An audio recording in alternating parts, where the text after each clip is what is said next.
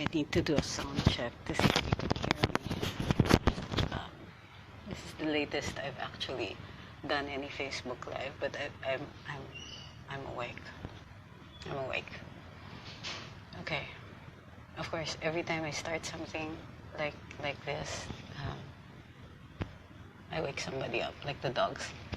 Anyway, I saw a post this evening that former Senator Vanessa Gisag made a comment about the Chief Justice's co-warranto case. Hi, Alvin. He talked about the problem with the justices sitting on judgment on their colleague, the Chief Justice, after they had already given testimony against her in Congress. Let's just adjust this a little. Seems a little weird. Okay. It's never a good idea to do Facebook Live when you're sleepy, but let's do this anyway.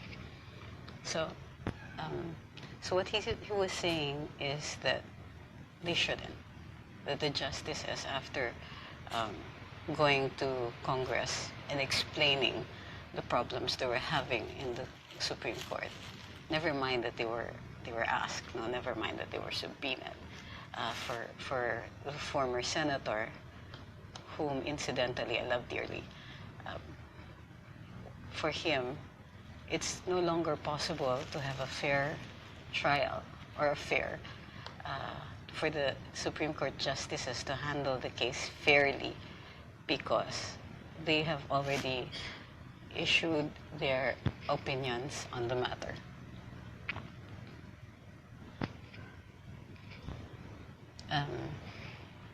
On the other hand, there is no proposal about what to do. There is no indication that there is a solution. Of course, the implied solution here is going to the Senate on an impeachment case. Well, we all know that that's a problem, because what they are not seeing is the conundrum here. You can accuse the justices of being biased because of the testimony they have given, but insisting on a Senate impeachment as the fairer option is also clearly wrong, or at least this is an opinion, okay? Clearly, there's something off about it. Many senators also have issued their own opinions about the Chief Justice. Some of them going so far as saying that the Chief Justice is a victim or is being oppressed. Clearly, the senators who are going to be sitting in judgment are not going to be objective either. But somehow, it seems to some people that it is acceptable if it is the Senate. Somehow it is acceptable that the decisions that are going to be made in the Senate will be political and not based on evidence or reason. But they expect the same from Supreme Court justices. While it is true that Supreme Court justices are always expected to be fair and impartial, somehow we don't expect that of our senators, even if we're holding a trial. I think there's something off. So, with regard to the Supreme Court case on co-warranto, the Chief Justice has said that she is not going to submit any of her sal-ends to the court because she believes that there's no jurisdiction in the Supreme Court. The Supreme Court cannot sit in judgment on a co-warranto case because she believes that the only way to remove her is through impeachment. Never mind if the Constitution itself says that she may be removed, which means that it implies that there are other means of removal. Nevertheless, she's going to submit her sal-ends to the Senate Impeachment Court. The point in this is that the charges of fairness or unfairness on either side, whether it is the Senate or the Supreme Court, is probably par for the course. The senators have made their opinions felt. The justices have made their opinions felt. But basically right now, we are in alien territory. This has never happened before. True, we have removed a Supreme Court Chief Justice by impeachment, but never has this set of circumstances happened. Now, the Supreme Court can act conservatively and adhere to well-established principles, or not try to interpret the law as it is to include or to admit of the quo warranto proceedings. If they do that, what they are saying basically will be that it is all right. That regardless of the Chief Justice's, the perception right now, because the evidence hasn't really formally been accepted yet, the perception that the Chief Justice has not complied strictly with the rules and requisites of her application to occupy the position is okay. It's okay for somebody who sits in judgment on other people and who will possibly and quite historically has exacted high standards from people or party litigants whose cases come before her, that it is okay, that she does not live up to the standards that she expects of other people. Now that is my opinion. If the justices decide on an activist approach, meaning they're going to interpret the law, they're going to look at the circumstances and see if there is a solution, either by reason or by law or by jurisprudence from other jurisdictions, to hold the Chief Justice at least accountable, make her answer for the failings of her application, then we will see that the message is clear. It is not okay.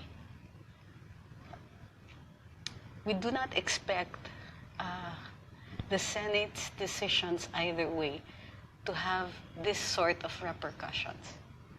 What the Supreme Court justices do and decide have the weight and force of a law.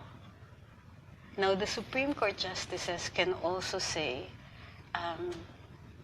that this is a unique case, that we will have to judge this based on the uniqueness of the circumstances and make a ruling that is what we call sui generis. Sui generis means in a class by itself. So it is possible that the justices will decide that the circumstances are so unique that the decision will have to be likewise so unique as to apply only to this particular set of circumstances. That might be the course that the justices will be taking now. I am not going to issue an opinion on who is right or wrong, because the truth is I don't see any clear way out for either party. Of course, it would be easy to ask the Chief Justice to resign. It solves all of our problems, but I don't see her doing that either. I don't see the Supreme Court justices allowing this thing to happen, allowing her to continue on unremarked. I don't see them either I don't see the justices either going to such an extreme as interpreting the law in new ways so as to accommodate only this particular set of circumstances. I have full faith that the court will come up with an acceptable solution. What is clear, however, is that we as citizens can demand of the Chief Justice better behavior or better perceived behavior. Like I said, we cannot say that she has acted in a certain way or not because the evidence is not in yet for purposes of passing judgment on her. Nevertheless, the stories are compelling. The stories and testimonies of the justices before Congress is compelling. Compelling enough for us to want a more peaceful court and a better way, a better administration of the highest court of the land. Given that, we will just have to wait as things develop. Our opinions, however, do count and continue to count. It's not as if they don't hear us, they do. Our opinions create pressure on either parties. That's why you will see so many people trying to shut us up on Facebook or in any other fora. That's why you see so many people trying to limit our capability to talk about our opinions. It's because our opinions count. Even if the opinion is not completely informed, or that of a layman as opposed to that of a lawyer, all of these count. I think it also counts that many of us no longer feel that the Chief Justice has lived up to the standards required of herself and of her position. Given that it should be, somebody should advise her to consider resignation. But it's too easy. I don't think she will do that. It's too easy. She will demand, that, if she's going to leave, it has to be in a way that will really be compelling. And for her, the current circumstances are not compelling enough. So, let's check your questions.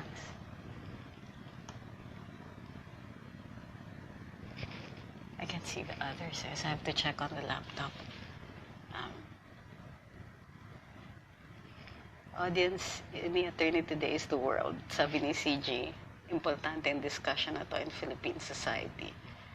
PH people's reputation and PH's judicial reputation. Yes, that's true.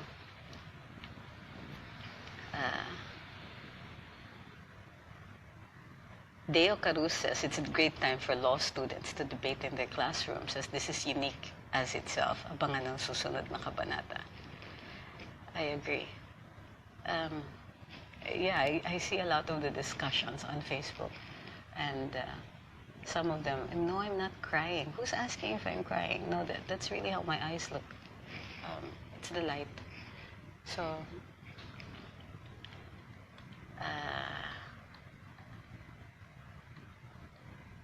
I feel that you're so upset, sabi ni Adobong Panda, Tolentino Abad.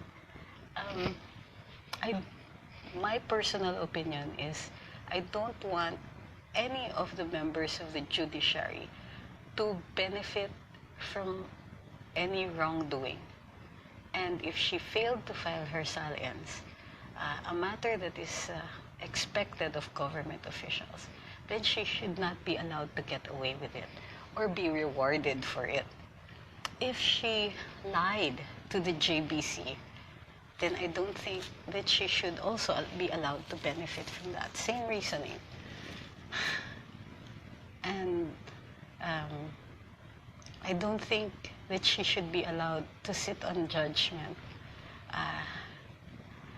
on any member of the bar or the bench or any layman if she herself expects to try to get away with doing something wrong or not complying with the obligation to do something right. We expect, I've never, it's an unspoken rule, well actually it's a written rule, that justices have to be held to a higher standard. We hear that a lot. Remember the fake news hearings? where Senator Grace Poe kept saying, government officials have to be held up to a higher standard. The highest standard ought to be reserved for those people who we allow to judge us. So, but do I feel strongly about this? No, I'm really interested in it, but strongly, I'm not sure. I did before. But right now, the way things are developing, I'm just really excited to see how it's going to turn out. For those who are asking if I'm emotional, no, I try not to be emotional, except when I'm happy. No, it's the light, really, and I also just woke up. Sabi ni Christopher Del Rosario, the CJ has no empathy, just like his boss who put her there. Maybe. I really don't like, kasi, medyo natatauhan ako. I really don't like to insult people, but, especially not call them names and accuse them of things like you're not having any empathy. But I do understand how you feel about her.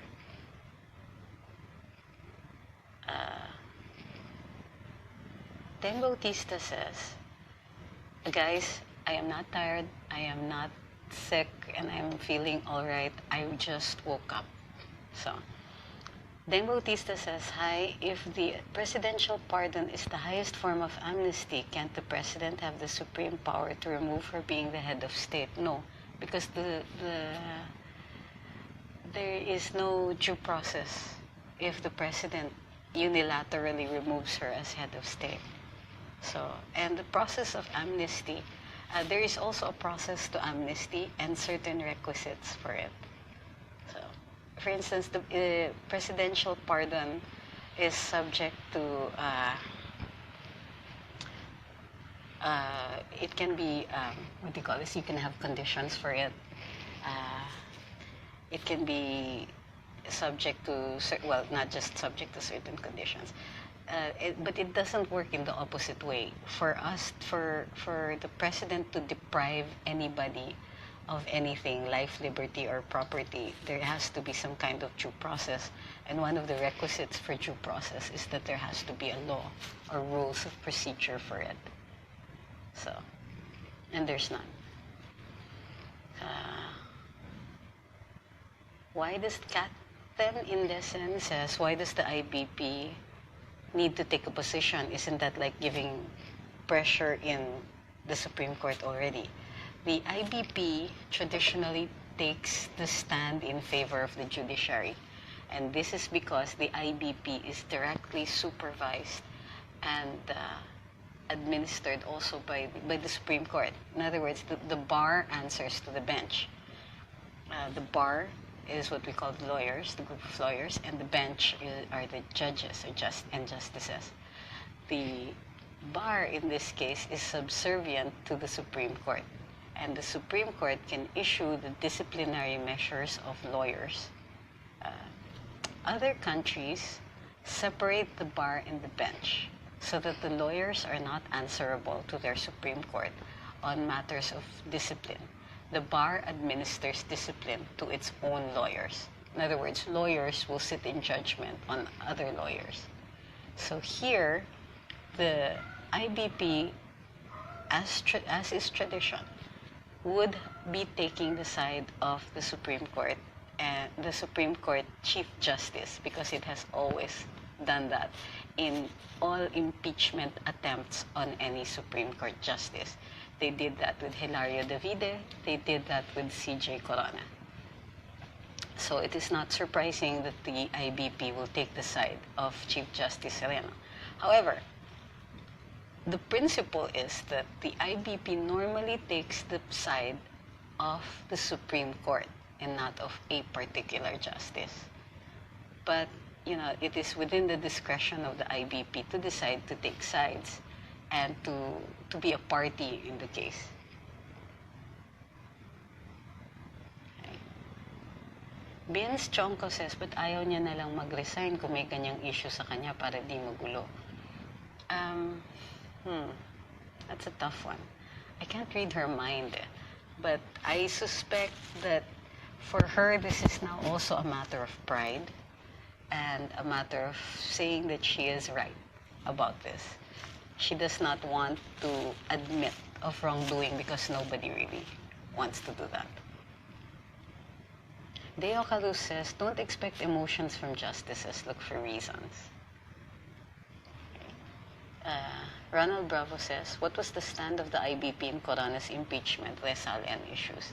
The IBP took the stand that CJ Corona should not have been impeached in the first place because the articles of impeachment were baseless and had no evidence whatsoever. So if we have no evidence, how could there be any probable cause?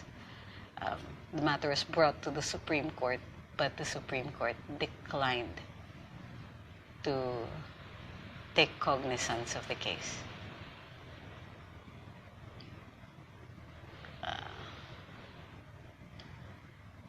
How about the JBC? Can they do something about CJ Sereno? Ang pinuno po ng JBC ay ang Chief Justice.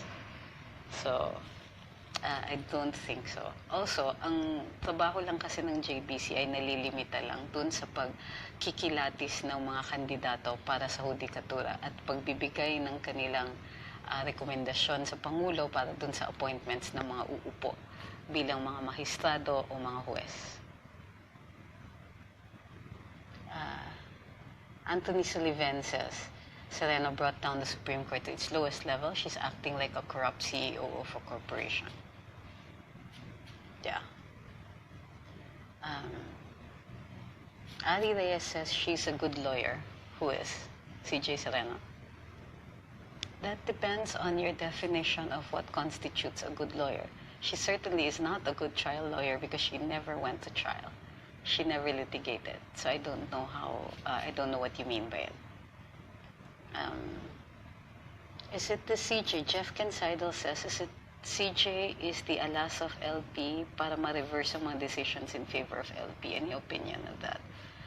That certainly is a good theory. Whether or not I share that opinion, I guess. Politically, we would have to think that. Ramil EC says, self-preservation and protection. One, self-preservation and protection of society.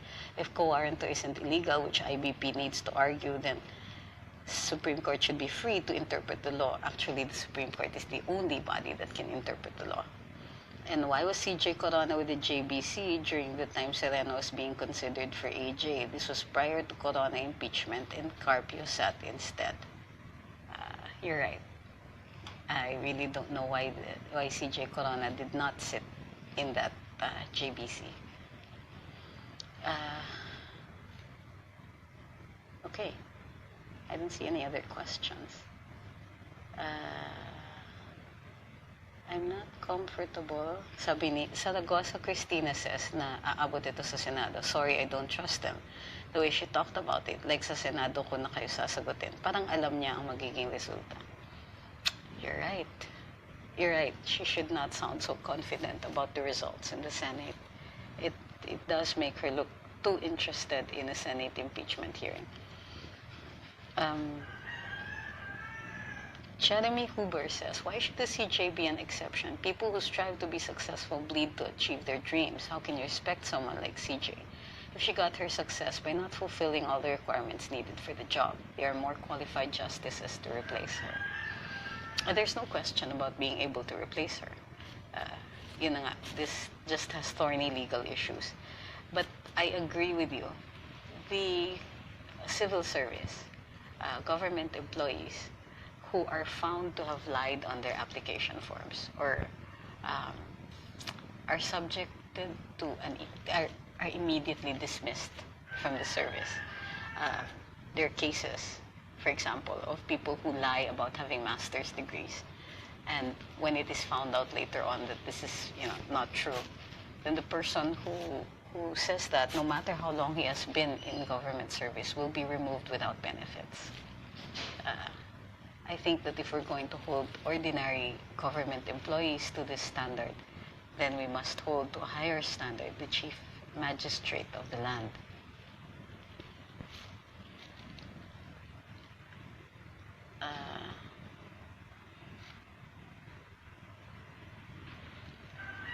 Jun Mulato says, what is the status of the quoranto in the Supreme Court? It is now being considered. The justices are probably a ponencia has been assigned, meaning there's one person who's going to administer that case and will handle the calendar of that case.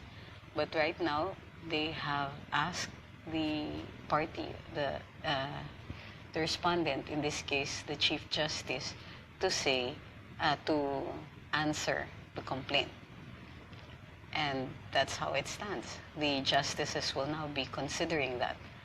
Ang susunod na mangyayari dito ay magbibigay ng desisyon ang Korte Suprema kung sakasakaling tatanggapin nila ang kaso, kung may makikita silang merito para umusad yung kaso, or maaari nilang i-dismiss kasi nga walang merit yung complaint. Loken said this says, what? She never stood and represented anyone in court. Why the hell is she in the Supreme Court? This is absurd. Well, some justices can be appointed on the basis of their professorship because they come from the academe. So that is allowed. Yun lang nga. Normally, we prefer magistrates who have experience as sitting judges or justices from the Court of Appeals. Because most of the cases that will come before the Supreme Court will be matters that have been litigated.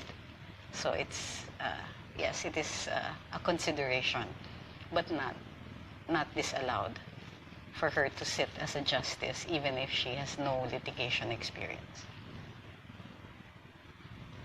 Ronald Amiel says, bakit po natalo yung team ni Sereno nung lawyer pa siya sa Piatco case? Naalala ko po kasi na-trivia ni Sir Jojo Robles sa Karambola na natalong group. Yes, that they represented the government.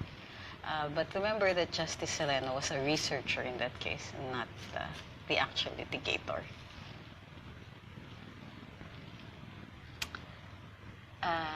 Roberto Machon says, nung nag-apply ako sa gobyerno, ang daming requirements, tapos di pa ako natanggap. Yung CJ, di nagpasa ng salian, okay lang.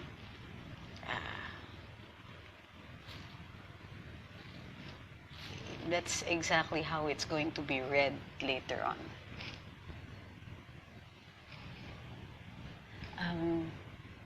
Ari Reyes says, sorry, I was referring about you, Attorney Trixie, to my friends, not Selena. She wasn't a CJ in the first place.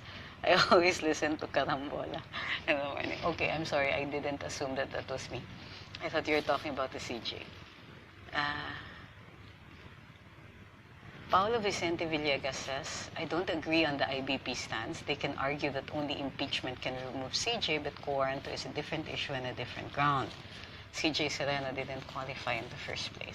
Well, the reason why, well, that's right, it's okay to disagree because that's precisely why the matter is before the Supreme Court, because there is a controversy. We'll wait for the... Sean Bacara says, she's too bold in her pronouncements. The clues are all there, only some people intentionally are shallow to pick up on the clues.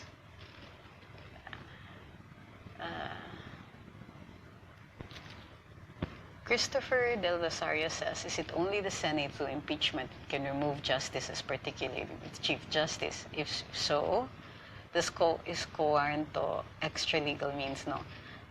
Actually, quoranto is a legal means because you're going through court, you're going through legal procedure, and you're giving her an opportunity. So extra-legal usually means that you don't pass through the processes or you don't pass through court. So this is going through court, so it's not extra-legal. Deo Carus says, CJ Sereno is doing a political strategy in her public speeches. Bukod sa mga rhetoric, she's playing with emotions. Well, I agree with the emotion part, but that's part of the arsenal. Diba? That's part of, if this is a battle, that's one of her weapons. And it's not, well, it's not that it's not allowed. No? Normally, the Supreme Court and the justices speak through their decisions. But again, kakaiba kasi yung panahon ngayon, kakaiba yung circumstances.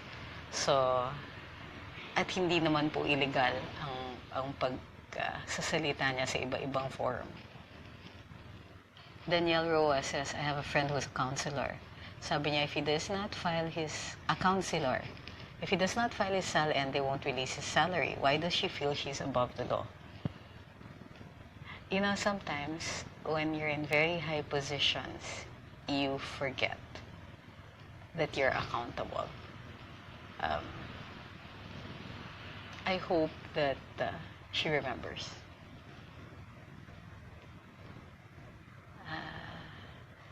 Sean Baccara says, she's given her answer, attorney. How long will the Supreme Court hand down the verdict? Actually, they can take as long as they want.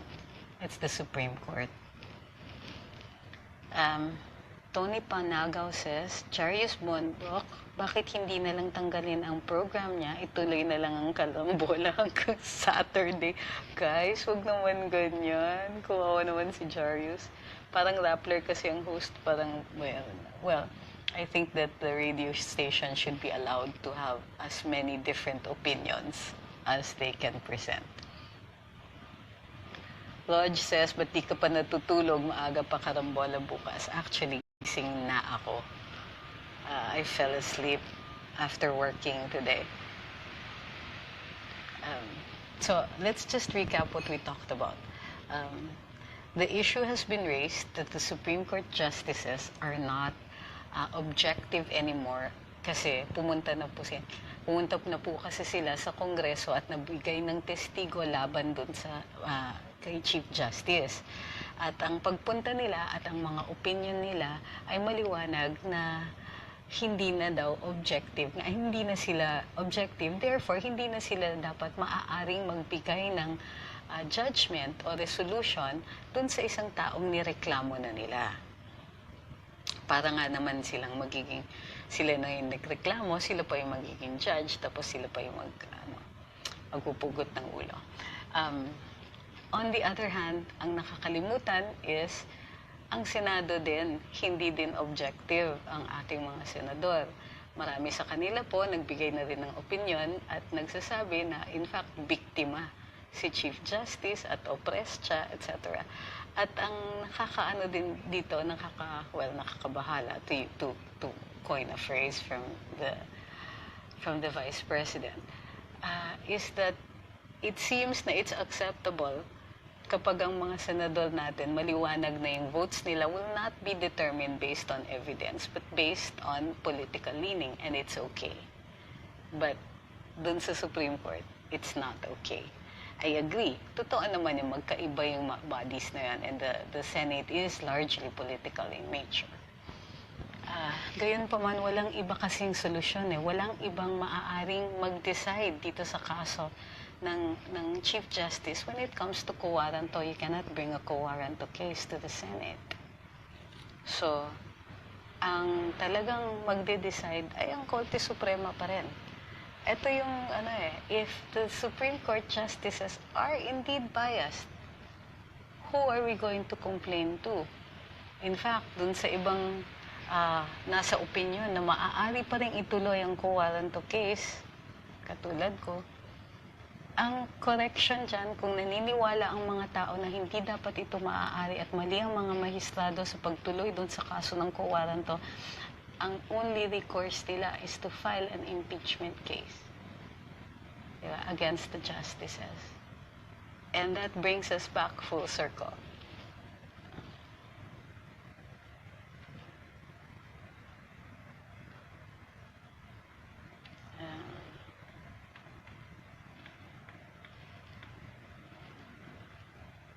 Sabi ni Sacalbibe Herrera, si Sereno walang oras na nasa press con na walang binabasang script. Malamang pagdating niya sa Senado, malamang ubod ng kapalang dala niyang kodigo para basahin ang isasagot niya sa mga tanong. Daig niya si Gagarin at si Abnoy walang kodigo. Actually, she's allowed to do that. But of course, the judges, which will be the senators, can note that. So, W. Estela Anthony says, PRRD is looking forward to a new CJ, someone who shares his judicial philosophy and whose values wouldn't change over time. A genuine person with gentle soul has an excellent command of the law. We share this sentiment and expectation. Sabi ni Ramil, Jay muna, kasupanan. So what good will the impeachment trial do if she will be acquitted anyway regardless of the evidence? Parang sayang lang ang oras kung sakali. Well, this has always been the case. If we want to change things, then we have to change the Constitution.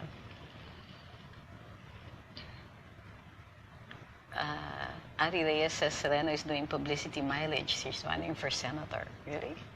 Isn't that a step down? Foley, she said she found her missing SAL-N and will be presented in the Senate. Would that be legal since it's not submitted before? Yes, it's legal. It will most likely be admitted. Pero, syempre, pwede siyang questionin kung totoo yung mga SAL-N na binibigay niya. So, maaari ring questionin kung authentic yung mga ipapadala niya. Daniel Castellano says, the mere fact that the Supreme Court justices required Sereno to reply on the quo warranto means the SCJs acknowledge that Sereno can be removed not just through impeachment, right? No. The Supreme Court's order for CJ Sereno to answer the quo warranto says that it is not yet admitting that the case has merit. In other words, kasi pwede yan maaaring may mag-submit ng petition, pero sasabihin ng korte, teka, we are not taking cognizance of the case yet, hindi pa namin ina-admit na may kaso dito, pero ikaw sagot ka muna, respondent sagot ka muna. Pag nakita nila yung sagot at mabasa nila alongside with the complaint, then maaari nilang sabihin kung i-admit nila. Pag in-admit nila na may merito yung reklamo dito, magsasubmit ng mga brief ang dalawang partido. Or kung kailangan po ng trial, then i-remand ng Korte Suprema dun sa Court of Appeals para sa trial.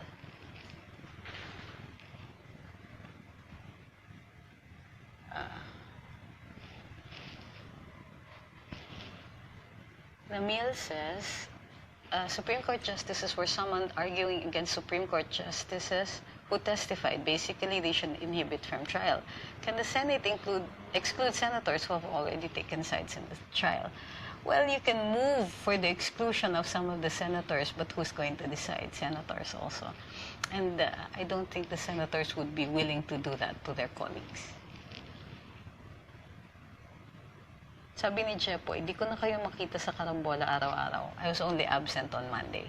I had to be absent on Monday kasi nakinig po ako doon sa hearing ng Kongreso doon sa proposed bill para ihiwalay yung Marines sa Navy. So, Jepoy, I have been there every day since Monday.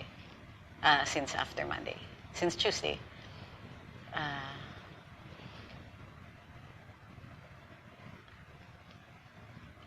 Natin yung iba. Sabi ni Cherry Lou Mercado, sabi ni John Carlo Cortez, your take dun po sa sinasabi nila na di na pwede ikuwaranto since absuelto na raw siya upon appointment ng presidente noon. I think if this was a settled issue, we wouldn't be before the Supreme Court. Not necessarily. Kasi nga, ang analogy niyan is dun sa civil service, kunwari na certify or naniwala yung personnel officer na nasubmit mo nga lahat ng requirements pero mahanap later on na hindi naman pala tunay yung mga requirements, then maaari pa rin tanggalin yung tao na yan.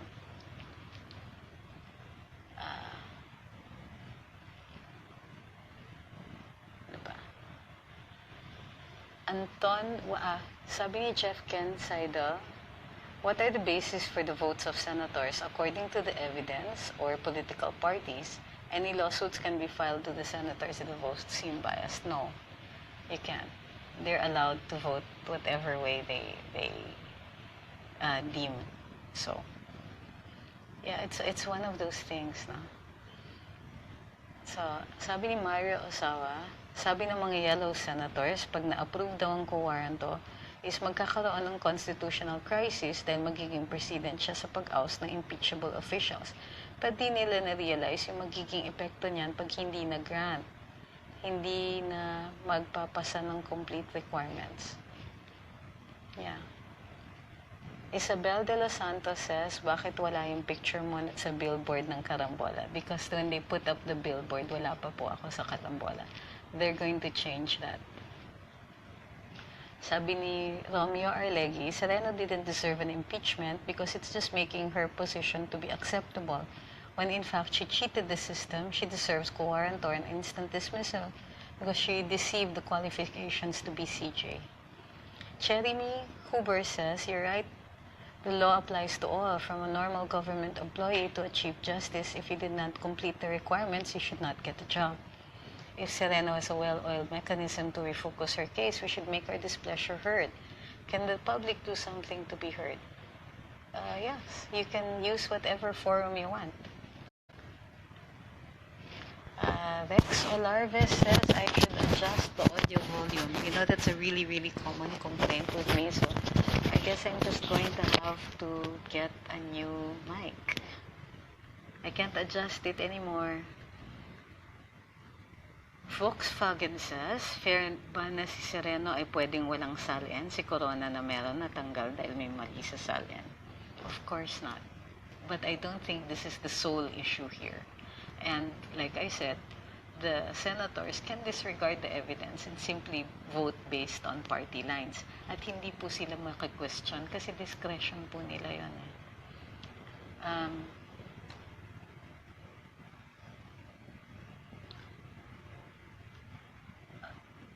Crimson Mangune says, the real CJ admitted knows she's going down when she threatened others may end up like her. Damil says IBP wants to impose a condition, prevention of bias, on the Supreme Court that they cannot impose on the Senate. White flag for the legal system. Jojo Esposa says, since the SG Kalida represents the executive branch, hindi kaya may hand din si PRRD dito. The Solicitor General acted on a complaint that was filed by, if I'm not mistaken, also Larry Gadon. So, I don't see the hand of the President in this right now.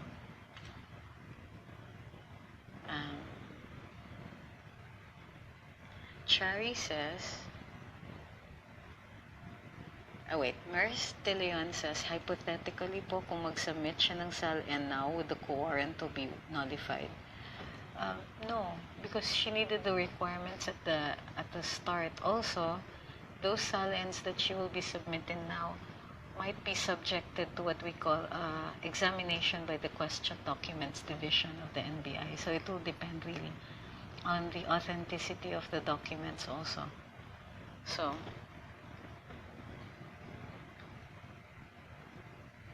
Da Soriano says, hanggang kailan na lang si TP sa Karambola? Patanong lang po yan ng kakilala ni TP. I think for good, he's a permanent host. The vet says, katang isip na senaryo kung ang resulta ng co-warrant ay removal at ang Senate Court ay not guilty, which will prevail. Well, those are two different issues. So, even if the Senate acquits, but the Supreme Court says she has to be removed, she'll be removed. So even if the Supreme Court says there's no co-warrant, but the Senate removes her, she will still be removed. So, Mario Ozawa says, gusto ko din matuloy yung trial sa Senate para ma-expose kung gaano kabulok si Drilon. Tingnan natin kung gagamitin niya uli yung quote niya against Corona regarding SALNs. Okay.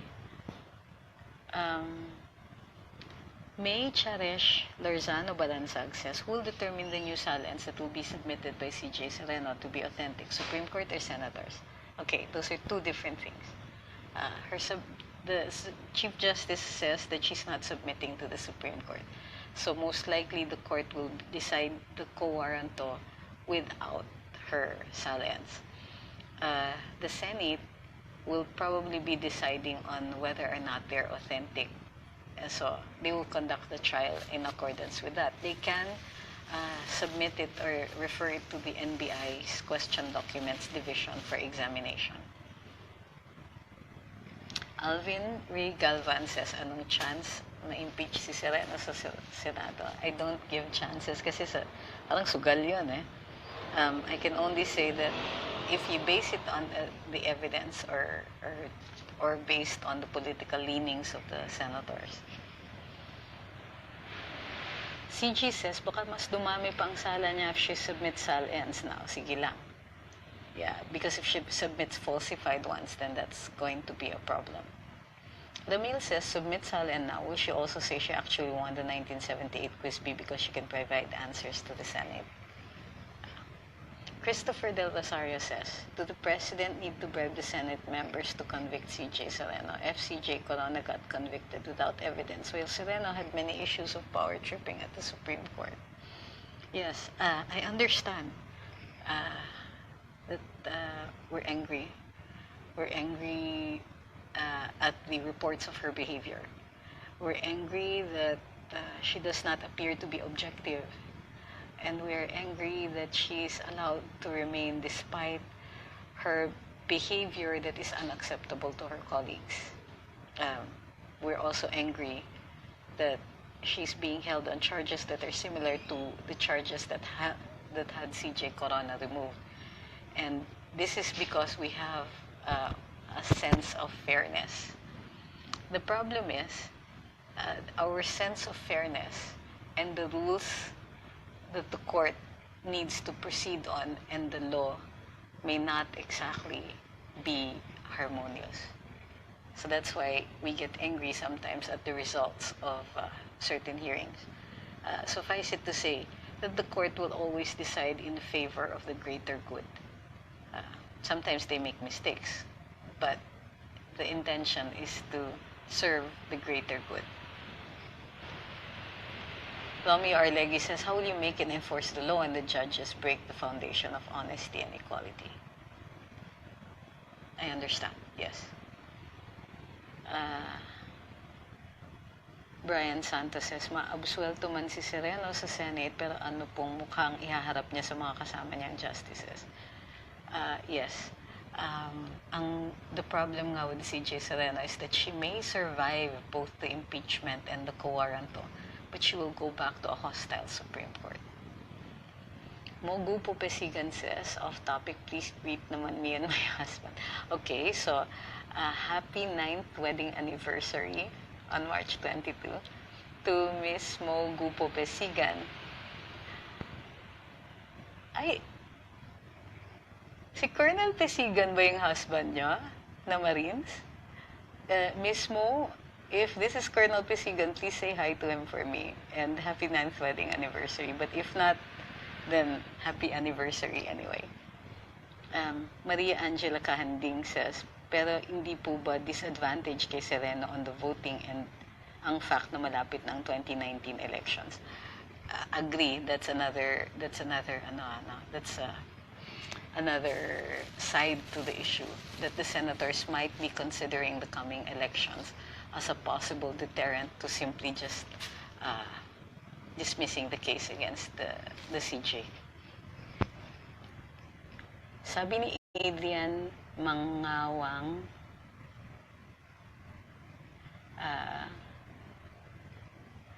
Jepoy, as a matter of policy, I don't talk about it because I can't, I'm not allowed to.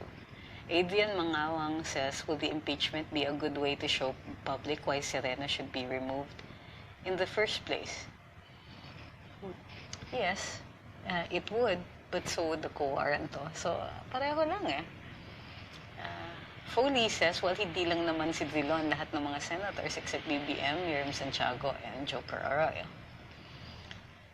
Jeff Kensaidel says, is it an issue of delicadeza for her to resign as CJ? Maatim niya pa ang mag-work in her position sa lahat ay against her. Not a healthy environment. Maybe after the hearing and seems to be against her side, uupo ba siya sa wheelchair because unhealthy yung workplace? Guys, could you please say hi to Mark Lopez kasi nakikinig po siya. Bogsky Gator says, kung hindi siya nag-submit ng SALN niya, na isa sa mga requirements in the first place, malamang may mali na talaga sa kanya. Let's clear up that SALN issue. Okay? Sa Kongreso po, 3 ahensya ang nagpadala ng testigo na nagsasabing hindi nila mahanap yung mga SALN sa records nila. Which is too big a coincidence. Ano yung saying, di ba? 1 might be happenstance, 2 is a coincidence, 3 is an act of man and deliberate. So, so hindi maliwanag din kasi hindi naman nagtestigo si CJ Sereno dun sa korte, sa Kongreso. Hindi niya sinabi na hindi siya nag-file. Hindi maliwanag kung sinasabi niya hindi siya nag-file or nag-file siya pero nag-file lang siya ng nag-request kasi daw siya sa JBC na dahil hindi niya mahanap yung ibang yung mga SALN, 10 na lang daw ang ifa-file niya o isa-submit niya. Later on, it turns out na 3 lang daw ang sinubmit niya, or at least base dun sa records ng JBC, 3 nga lang daw ang nahanap nila dun sa records nila. Ngayon, kung ang requirement nga ay all her SALNs, hindi na siya nag-comply, pinayagan daw siya na mag-submit ng 10 lang, pero 3 pa rin lang na-submit niya. Ito yung problema, sinertify nga ng JBC dun sa presidente, or allegedly, na sinertify nila sa presidente na kumpleto na siya sa requirements niya. Gayon pa man, whether she admits it or not, whether sinasabi niya therefore na nag-file naman daw siya ng mga SALN niya, except for those times na wala daw siya sa gobyerno. So, if nag-file siya talaga ng SALNs niya, then hindi na yun yung magiging issue. Ang magiging issue ay yung submission niya to the JBC ng missing ng mga SALN. And isasama na rin natin yung issue na bakit nawawala yung mga SALN doon sa ombudsman, sa JBC at saka sa UP.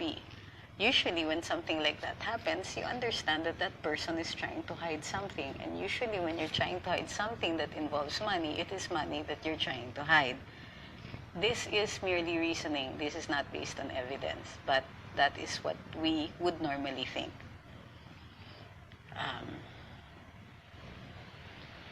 So, kailangan liwanagin natin. Did she in fact file her SALNs or not? If she didn't, then she already is a terrible public servant. But is she barred from becoming a Supreme Court Justice? She was not charged, yun yung problema. So, malilimit ngayon yung issue to whether or not she submitted the required number of SALNs. So, inamin niya pala, recently, sabi niya, well, lahat naman hindi nag-file ng hindi nagbigay ng kumpletong SALN. So, kung pag-iinitan niyo ako, di bakit hindi rin sila pinag-iinitan niyo? She's the one on trial, so that does not really apply.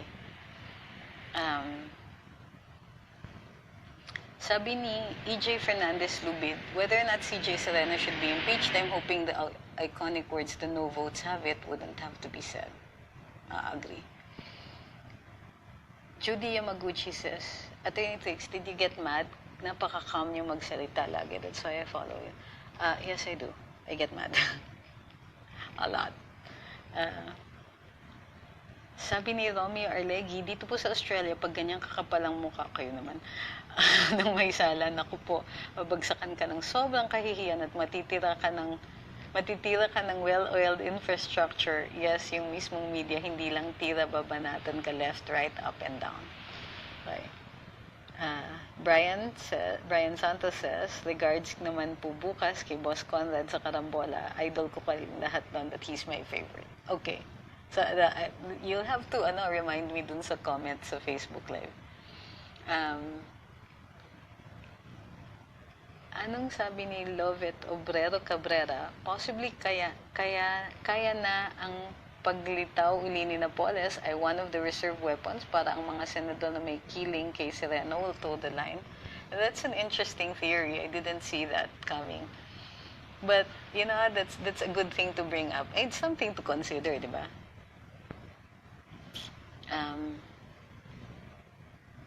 Ano pa?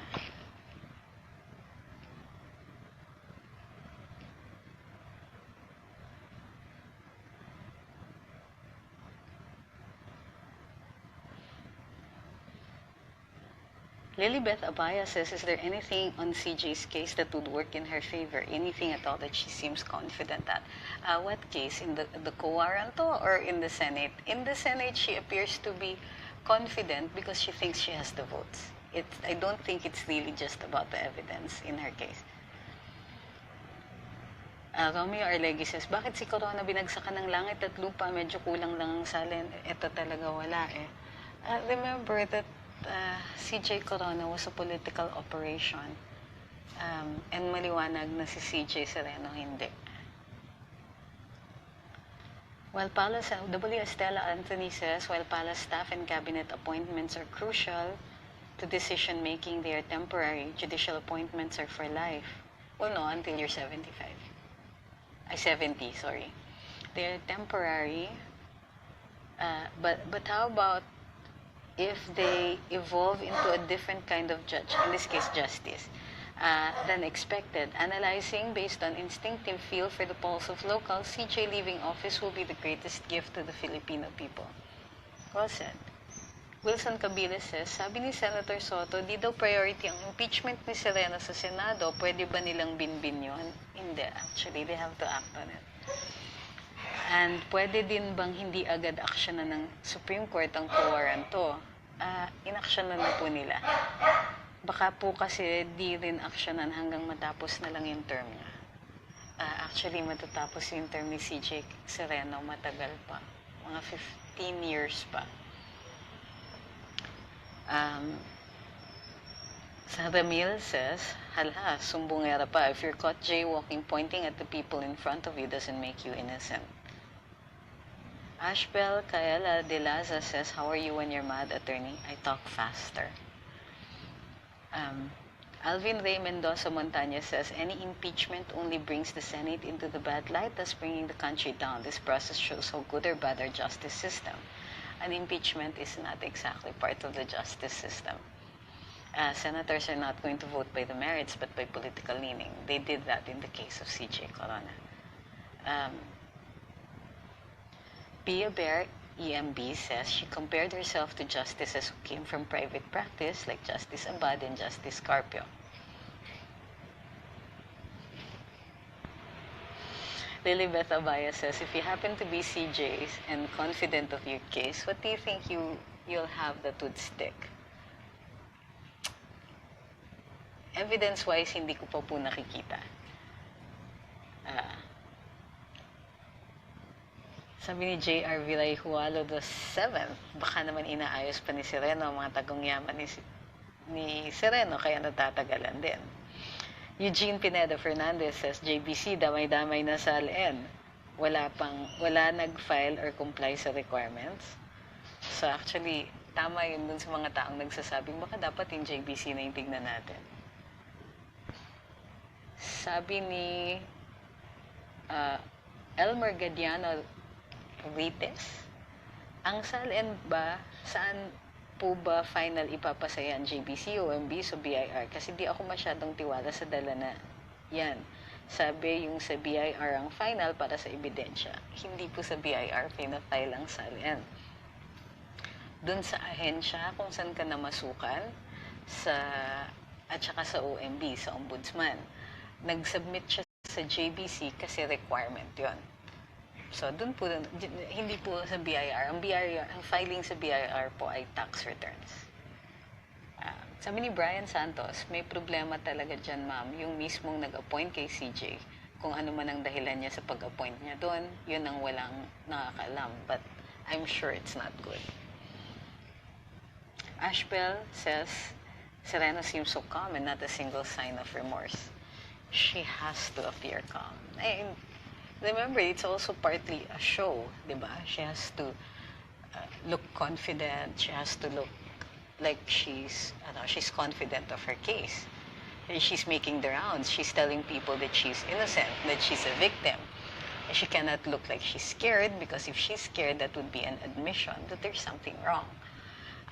Of course, we're hearing a lot of stories about how she's acting in private. And those are two different things from how she acts outside and how she acts in private. Nodisa Musa says, your comment on con commissioners. I can only comment on what they have done. So, which one did you want? Archie Ochea says, malapit na po election, baka pwede niyong sumubok mag-senador. Sabi ni Jess Paumig, midnight na, daming nanonood. Si VP kahit anong oras, 0 to 10. Kayo talaga. Sabi ni Philamer, we support sa Bare, we support the CJ. And that is your right. Sabi ni Valerie Baguio, kung matuloy man po, sana yung impeachment, sana yung unang ilitigate is Article 3, arrogation of the powers reposed upon the Supreme Court as a collegial body. It will be up to the Senate kung anong order yung itatalakay nila. Sabi ni Anton Dacuba, gawing sangkalan si Napoles to vote impeach CJ. Kung di sila bumoto, alam na kung sino ang may PDAF. Kickback. Gusto ko kasi lahat managot.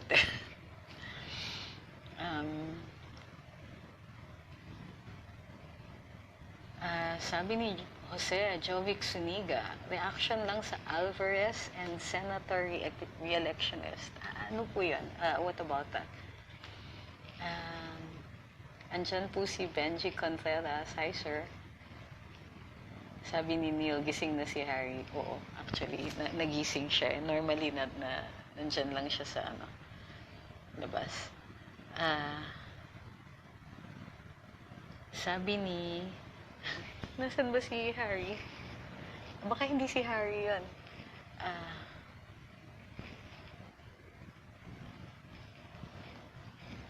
No, that's Yoshi. He should be outside. Paano nakapasok yun? Dapat sa labas kasi siya. Let me see.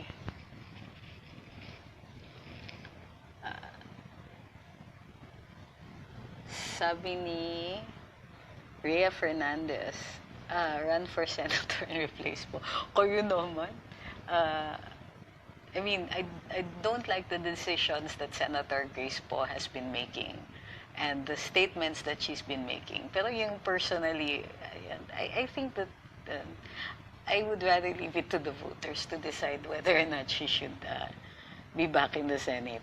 Sabi ni Maria Angela Cahendigo, dapat all that do submit their salins faithfully should show their outrage by not submitting it if ever ma-dismiss ang impeachment case na ito. Kaya lang baka mapanagot sila doon. Sabi ni Carlo Abraham, pag na-prove ba ang grounds na hindi siya qualified, pwede pa ba ma-null and void ang appointment niya? Well, that's the nature of the quo warranto case. Yun nga po yung dinidecide sa quo warranto. Sabi ni Rhea Francis, are you in favor of divorce? Yes, I am. RC Tagalikod Canapi says, on the side of the Filipino people who wants to support the case against CJ Sereno, what action can they do to help the case? Shoutout naman po sa BC, Canada. Big fan nyo ako. Ay, nag-wave hi sa British Columbia, Canada, kay RC. What can we do? Right now, the most that we can do is to make ourselves heard. So, we can be heard in very creative ways, aside from posting on Facebook. We can use hashtags, we can use all of these things. Napansin nyo, merong hashtag na I stand with Sereno. Gawin na lang natin, I stand with the Marines. Pero, we can also write letters to the Senate. Letter writing campaigns still work kung maraming letters ang aabot dun sa Senado that, we feel very strongly that the CJ should be impeached. So, these things work. The senators are also sensitive to public opinion, except when there are considerations that are more important than public opinion. But you're right, with elections coming up, they should be a little more sensitive. So, for me, the best thing to do is make ourselves heard, not just on social media, but in actual letters and emails that are sent to the Senate. Sabi ni Marie, isn't it a little late for her to submit that salin? You're right, it is. So, it's actually an admission that she didn't submit. Kasama po ba si Enrile? Sabi ni Maria Crescente Pangan sa magiging prosecutor. Yes, from what I heard. Ako, I'm glad that he will be. He should be. Yeah. He's a good lawyer.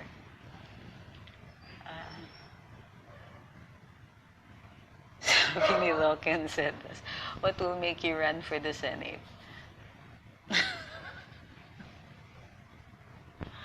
I can't.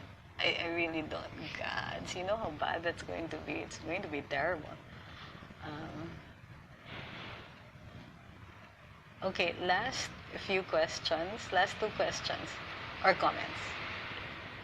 We can't always blame a president for appointing a CJ. For even President Eisenhower, when asked, revealed that his biggest mistake as president is appointing two and both sitting in the SC. With presidents, there's a no do-over. Yeah. But there is a clear motive on the part of former President Noynoy to appoint such a very, very young Chief Justice. The impression is that she's there to cover his back, meaning to cover the cases that would be filed against him when he leaves office. She was his rear guard, is his rear guard. At least that is the impression. Sabi ni Mark Lopez, love your hair, looks well-oiled. Marami kang utang, Mark Lopez. Magpakakape ka naman minsan. Hirit-hirit ka dyan. Jeff Ken says, sabi ni Jose Ruda, why did CNN Philippines make Trillane's statement the quote of the day? CNN openly biased. Well, CNN is a private entity and they can be as biased as they want. Sabi ni Fe, I never had hope on how politics can be better understood and appreciated in the Philippines until I started listening po sa inyo sa Karambola. Thank you sa efforts. Well, thank you very much for listening to Karambola. I hope you can get your family and friends to listen to, para hindi kami paulit-ulit. Sabi ni Doris, regarding the lords, okay, I think we talked about this na before. Okay, quick recap on the case. Okay, ako, Yoshi, why are you in here? Okay, down. Okay, that's Yoshi, that's not Harry. Out. You have to go out. You have to go out now. Okay, I have to take him out of the house, so I'm taking just a quick recap on the case. What happened was the prosecutor deciding on the case of Kerwin Espinosa and Peter Lim dismissed for lack of evidence because there's only one witness, and that witness, I think, recanted his testimony. There are no drugs. There is no other evidence other than that one. The admission that Kerwin Espinosa made in the Senate was not submitted to the prosecutor, and that is a big problem. So the prosecutor decided that this is for further investigation. Ibig sabihin, kailangan pa ng additional evidence. Which I think was the better decision. Kasi kung nag-decide yung prosecutor na ituloy ito dun sa kaso, tuloy ito dun sa korte, tapos yun lang ang ebidensya, madidismiss ito at magkakaroon ng jeopardy. Pagka may jeopardy, hindi na mauulit yung kaso, hindi na po yan marirefile. However, si Secretary Aguirre siguro nabagabag dun sa mga reklamo, ni-reverse niya yung decision ng mga prosecutor, so now the case is going to go to court. Atong problema, paano kung kulang ang ebidensya para makonvict? So, hindi po ako agree dun sa ginawa ni Secretary Aguirre na i-reverse niya yung findings ng mga prosecutor kasi nga, konti lang ang ebidensya. Mas gugustuhin ko pa na makalagap pa ng additional na ebidensya so that when this gets to court, we put them away for good. I'm not sure if that's going to happen. Sabi ni Fatima, off topic, I hope you don't mind me asking if your husband is a pilot. My father and my son are pilots. My father is deceased, but it's my son who is a pilot. Gerard Gasparly says, what can you say about the level of intelligence of Lenny? Ganito yan. I think every human being is intelligent, but the Vice President needs to study some more. Nanette Obanyana says, always watch and listen to your live. Very informative. Thank you po. Sabi ni Neil, oy Neil, nabasa ko yung comment ni Mark, well-oiled daw yung buhok. Argan oil yan. Paubos na nga eh. Padala din ng follower. Sabi ni Brian, personally gusto daw niya umabot ang impeachment sa Senado, kaya lang inaalala niya na baka di umabot sa bilang. Sayang naman po. Ah, sabi ni Archie, panoorin na lang daw niya ako sa karambola. Good night, tulog na kayo. Okay, last two and then matulog na tayong lahat. Is that acceptable? Sabi ni April Tot Hugenquite. That her salary, and even if it is very late na naipasa niya, dahil very unfair naman, di ba, natanggapin pa yan kung kulang na salary niya. Bakit itong mga dilawan, mga kapal ng mukha, talagang gaya ni well-oiled infrastructure, grabe niya idyong gamit ni Lou. Thanks sa pagbasa sa comments ko. Watching from the Netherlands. Kamustahin niyo ako kay Sas. Sabi ni Rick, you always said no when asked to be a senator candidate, but that's how we feel that you will be a good senator. Remember, PRRD was hesitant too. O sige, ganito na lang yan. The reason I keep saying no is that I do not have what it takes to become senator, which is a lot of money. And I don't also think I have the fortitude to withstand a grueling election campaign where there's going to be a lot of dirt. So, probably not, but I will support people like Bongo and Mocha Uson for senator. Yes, I will. Okay. Last kay Jobert, pag sinabi ba ni PRRD na tumakbo ka, tatawa ka sa senator? Ang daya-daya ng tanong na yon. I will be very flattered if the President asks me, but I really sincerely doubt that he will. Huwag niyo nang guluhin ng Pangulo. Ang dami niyang ginagawa. So, if there are no other questions, matulog na kayo kasi bukas karambola ng alas 8. Please don't forget to tune in to karambola 8 to 10 a.m. sa DWIZ. May Facebook Live po kami. And if you can, please share this live video, this Facebook Live. And don't forget to click like on the Luminous by Trixie Cruz-Angeles and Ahmed Paglinawan Facebook page. 500 na lang, kulang, aabot na tayo sa 100,000 na followers. Hindi ako mag-a-apply ng DOJ secretary kasi ang sarap-sarap magmiron lang dito, di ba? Tingnan niyo si Tipi, ang saya-saya namin pagka may mga uusapan kami mga government officials. Pag kami na yung nasa gobyerno, edi kami na yung pinagtatawanan doon. So, no, thank you. So, maraming salamat po dun sa mga nag-tune in, and thank you also for the very intelligent comments and questions. I thank you also for the decorum. By the way, hindi ko po yun masyadong napapasalamatan kasi I have some of the most well-behaved followers on the planet. Minsan pa ulit-ulit lang yung tanong, but otherwise, a lot of you are respectful and respectful of everyone, myself and other people who are also commenting, and I would like to thank you for that. Now, please don't forget to share this Facebook Live, and for those who have not yet followed, please do click like and follow on the Facebook page. I also have a YouTube on this for those who are watching on YouTube.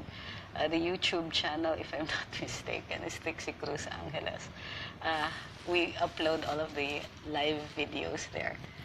Thank you very much for listening. Gabi na, tulog na kayo. I'm going to go back to sleep. Thank you for listening. Good night.